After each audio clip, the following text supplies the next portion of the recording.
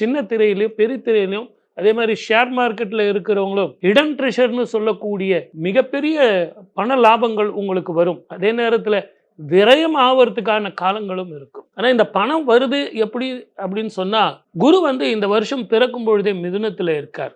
அவருடைய பார்வை ஸ்தான பலத்தை விட பார்வை பலம் அதிகம். 5, 7, 9 மேஷத்துக்கு 7ஆம் இடத்துக்கு 5ஆம் பார்வையா பார்க்கிறது அற்புதமான பலனை கொடுக்கும். மிக அதிகமான சுப பலனை கிடைக்கணும் சார். அதுக்கு என்ன பண்ணலாம் அப்படின்னு கேட்டீங்கன்னா, நீங்க திருநள்ளாறு போயிட்டு வாங்க, மற்ற கோயில்களுக்கு போயிட்டு வாங்கன்னா, இந்த 7.5 சனி நடந்துகிட்டு இருக்கும்போது போக முடியாது. நீங்க கோயிலுக்கு போய் விளக்கு போடுங்கன்னு சார் சொன்னா போட முடியாது. ஏதோ ஒரு பிரச்சனை. படிக்கிற பிள்ளைங்களை போகணும் அப்படின்னா எப்படி முடியும்? வெளிநாட்டுக்கு போகணுங்கிறவங்க எப்படி பண்ண முடியும்?